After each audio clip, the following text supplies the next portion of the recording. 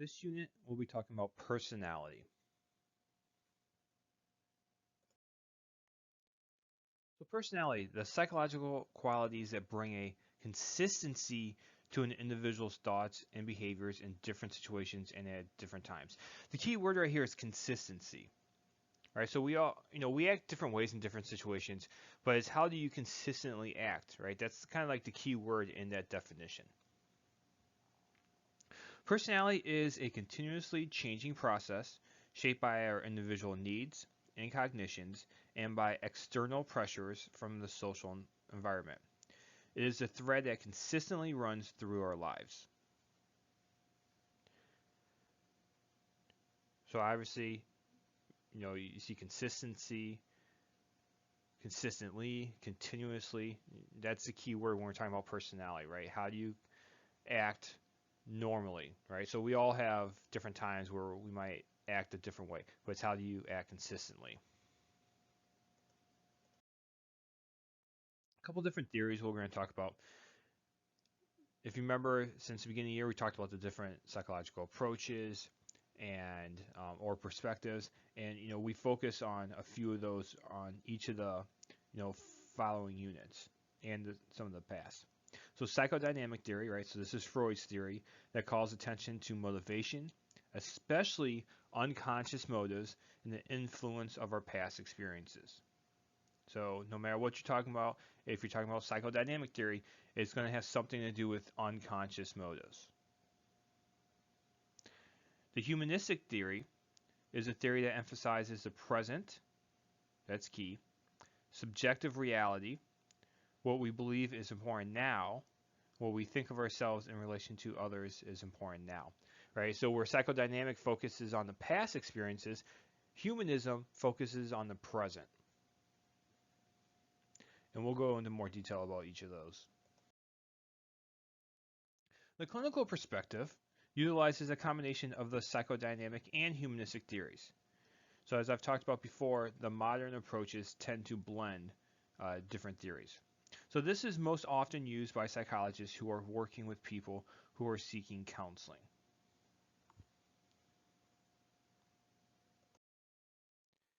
The social cognitive theory is a theory that derives from experiments in psychology rather than clinical work. So this theory is based on the idea that personality is a result of learning, perception, and social interaction. So despite what it seems, social cognitive theory and clinical perspective complement each other and share some common ideas.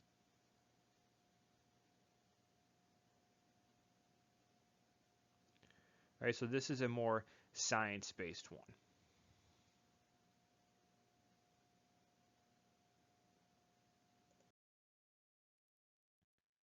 So to continue on with the psychodynamic theory we talked about earlier, so although there are a variety of psychodynamic theories, they all originate with Freud's psychoanalytical theory, right? So he's like the father of psychoanalysis. But we are going to talk about Neo-Freudians, right? Neo meaning new. So in this theory, Freud said the unconscious, the hidden parts of the mind, was a source of powerful impulses, instincts, motives, and conflicts that energize personality. So once again, Freud's always looking back in the past to see, what's motivating you to act the way you do. So psychoanalysis is so it focuses on how the mind's energy is exchanged, transformed, and expressed. The mental stream of the sex drive was called the eros, the Greek god for passionate love. The energy behind this drive was called libido, which is Latin for lust. The mental stream for destruction was thanatos. Freud called it the death instinct that drives aggressive and destructive acts humans commit against each other. So if you remember, we talked about this last unit. And if you remember, what I said was, one of the criticisms of Freud is he came up with these things, but he was only studying people with mental illness. Right? So he wasn't studying healthy people. So he's just trying to describe why people have mental illness. So keep that in mind when you're thinking about some of these, what we would call like crazy ideas that he came up with.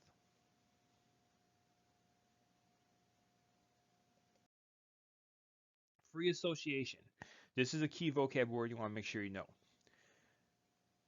So in psychoanalysis, a method of exploring the unconscious mind. So this was a technique that psychoanalytical psychologists would use. So what you do with free association, the person relaxes and says whatever comes to their mind, no matter how trivial or embarrassing. So psychoanalytical like therapy is where the person's like laying on their back, like on a couch looking up at the ceiling, right? And free association is where they just say whatever comes to mind. So the psychologist be like, just tell me what's ever on your mind, no matter how stupid you think it might be, just say it, right? And then that person, they're sitting back on their notepad and analyzing everything that they say. So they're going to try to make reason of anything that's on your mind. It might be trivial, you know, might not have much to do with anything, but a psychoanalytical person is going to analyze that. So the personality structure. So Freud saw human personality as an iceberg with three parts: the ego, the superego, and the id.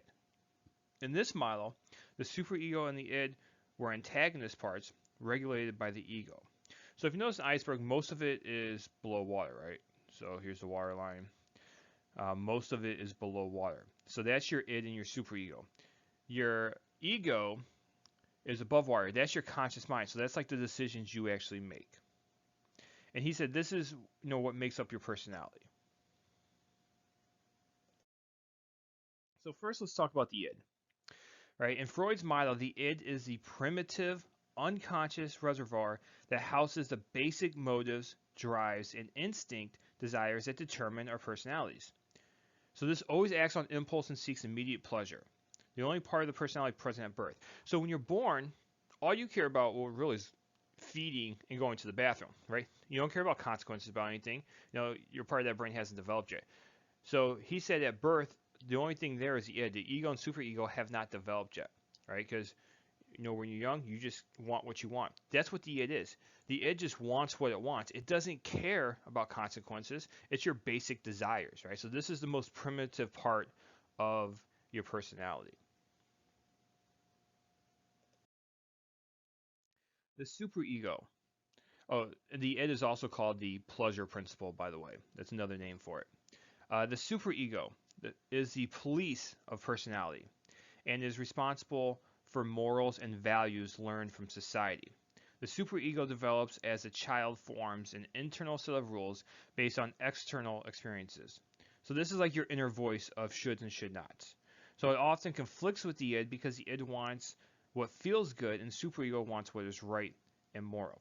So if you ever get into a cognitive dissonance, which is a vocab word in the last unit we're going to talk about. But it's like when you get in a conflict with yourself. That's what Freud said. That was the id and superego like arguing with each other. So, if anyone's ever said, oh, that was your conscious getting the better of you, they're talking about the superego. So the way I like to look at it is, if you ever seen like the shows where you got like the devil on one shoulder and the angel on the other shoulder. Well, the devil is the id. It's telling you just do what you want to do. Right? It doesn't care about consequences, just do it. That's the id. And then the angel on the other shoulder, right? That's your superego. Like, no, it's wrong. You shouldn't do that. Stealing's bad, or whatever your dilemma might be. Right? So these two go back and forth. Right? Remember, this is your subconscious. This is below the water level of the iceberg. And then you have the ego. All right. So the ego is known as the reality principle. Right? So this is the conscious mind. So the ego regulates the conflict between the id and the superego. Is the job of the ego, the conscious, rational part of your mind. So the ego must figure out a way to satisfy one's desires while not violating one's moral code. So when this balance becomes upset, conflicted thoughts and behaviors that signify mental disorder may be the result. So that's what Freud said. If you have a mental disorder, a lot of times that's because the balance is off. The ego wasn't able to satisfy the balance between the id and the superego. So pretty much the ego is like a compromise, right? It goes back and forth and tries to satisfy both the id and superego. So whatever conscious decision you make, that is the ego making that decision. And there's some good, well, there's tons of different little video clips on YouTube.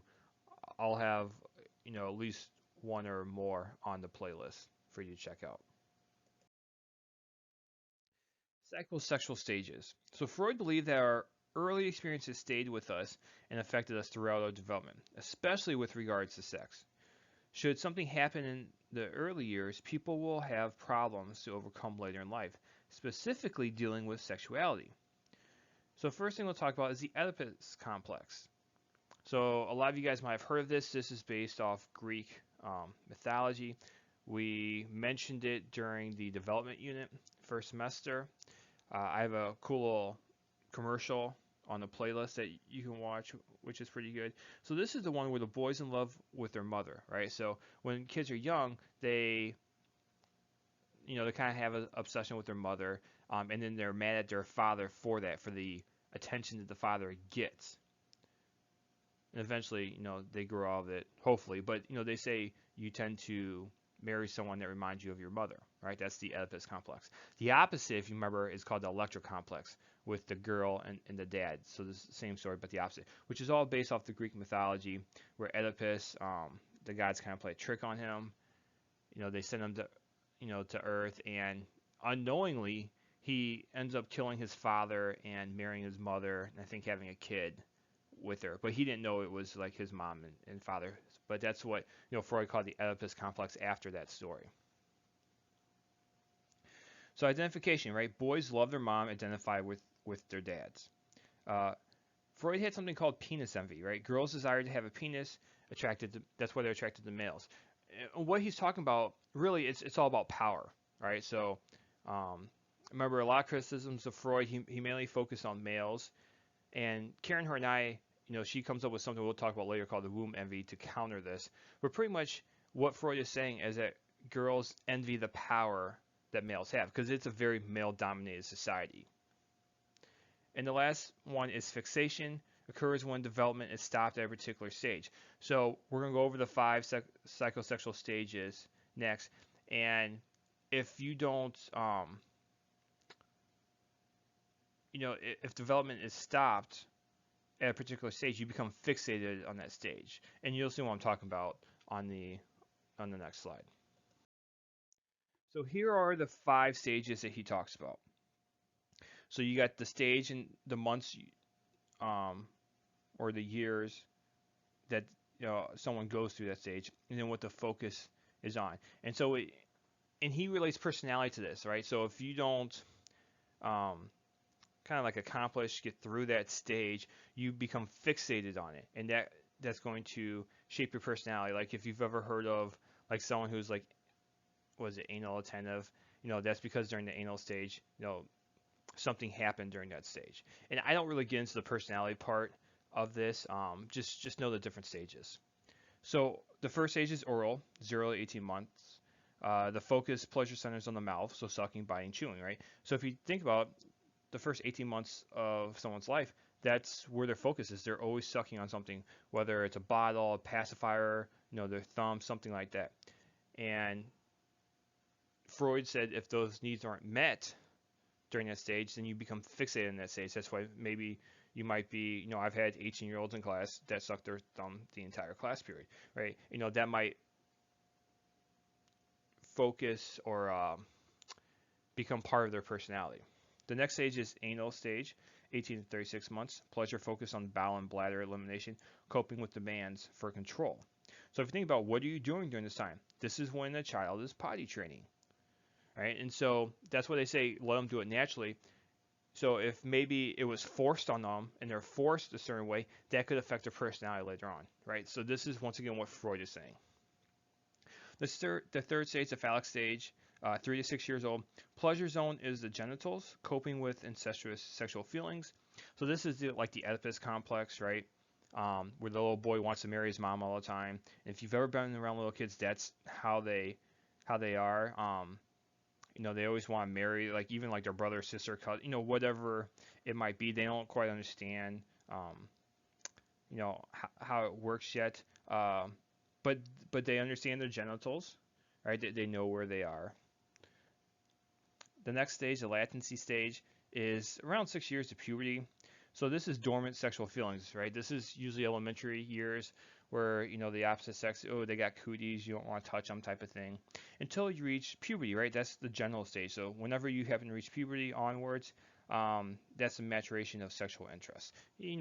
So let's say maybe someone is what we used to call them, like a tomboy, like a girl likes to play sports, and all of a sudden she starts reading, she reaches puberty, and she always likes watching sports, but now she's looking at the athletes maybe a little bit differently.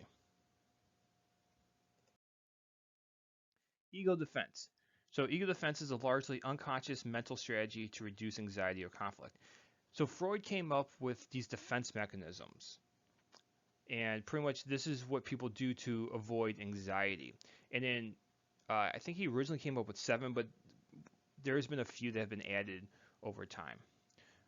Repression is one we've talked about before. This is where people exclude unacceptable or inappropriate thoughts and feelings from our awareness. So, like, let's say something traumatic happened to you and you've repressed it, right? You don't remember that happening, so you can live you know, a quote unquote normal, anxiety free life. If anyone's seen like the show Dexter from a while ago, he's like the serial killer, but he only like kills bad people, so he's a good serial killer. But you know, one of the reasons he'd repressed the memory of him witnessing like his mother being murdered when he was like a small child. Regression. This is where people retreat when faced with anxiety to a more infantile psychosexual stage where some psychic energy remains fixated. So this is just where you regress back to a childlike state.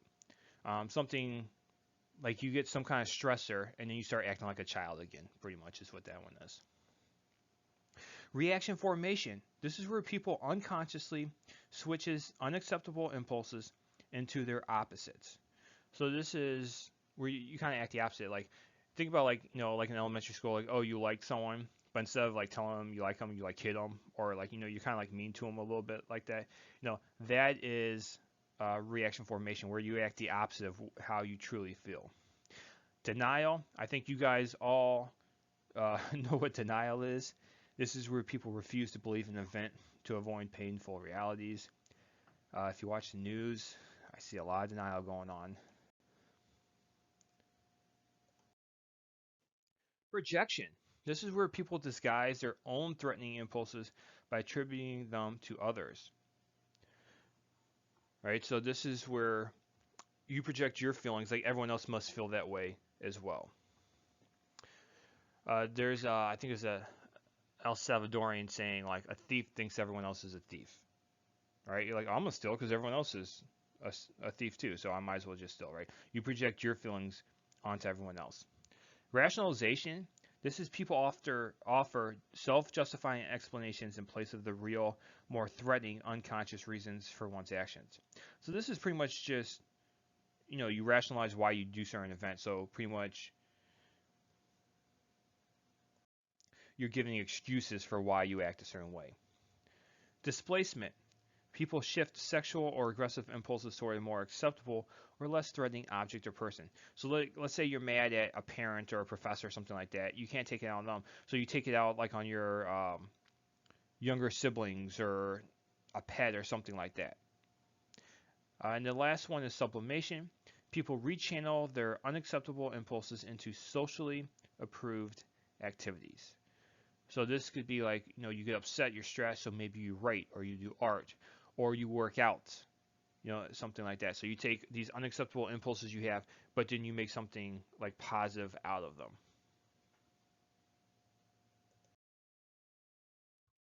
So assessing the unconscious, we have projective tests.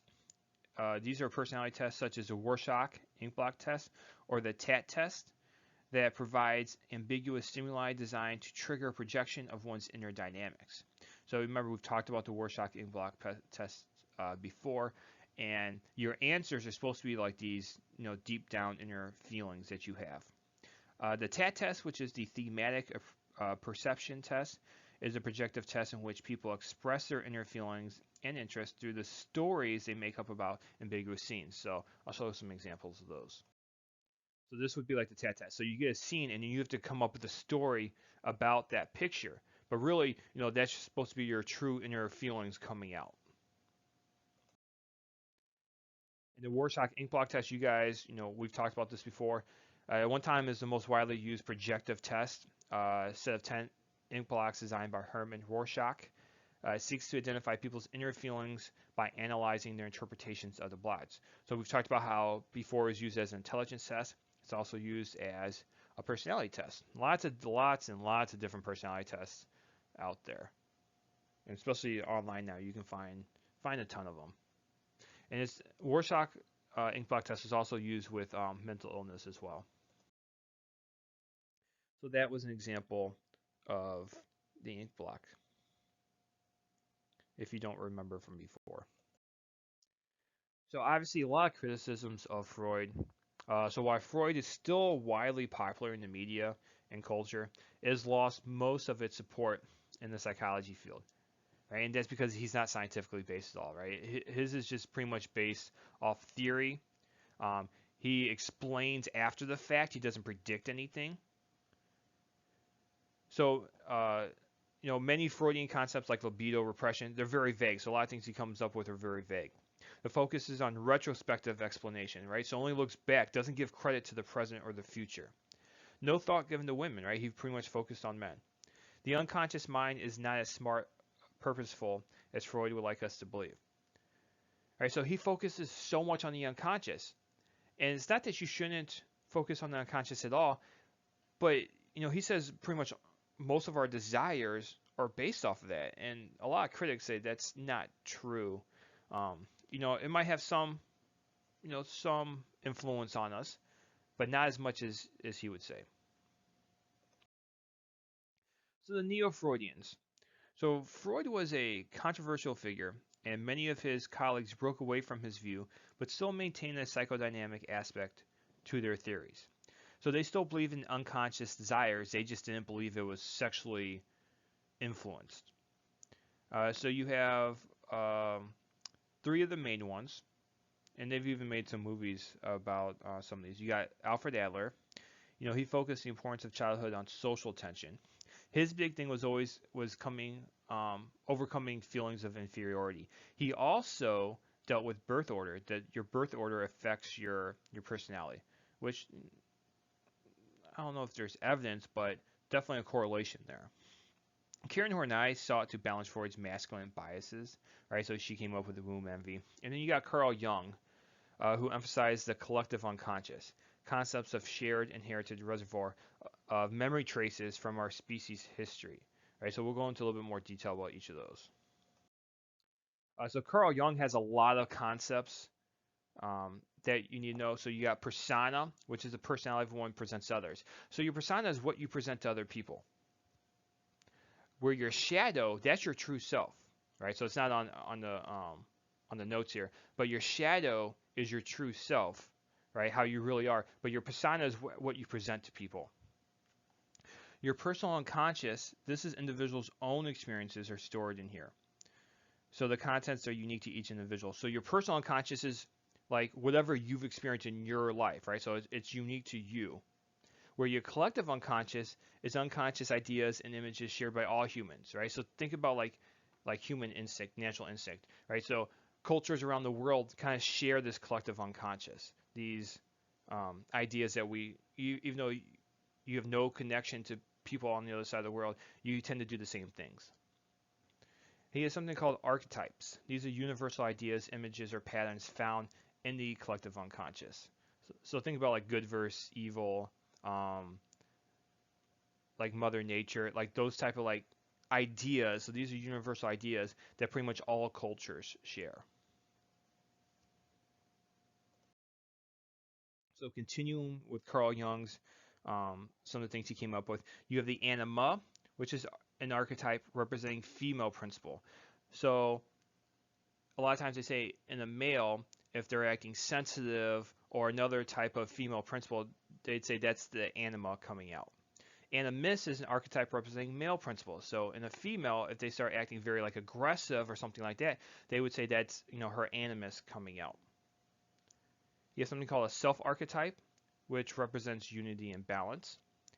Something called mandala, which is the circular design representing balance, unity, and completion, right? And there's some kind of symbol of this in every culture. Think about like the yin yang, right? So if you guys are familiar with the symbol yin yang, um, it's all about balance. It's that love hate you have.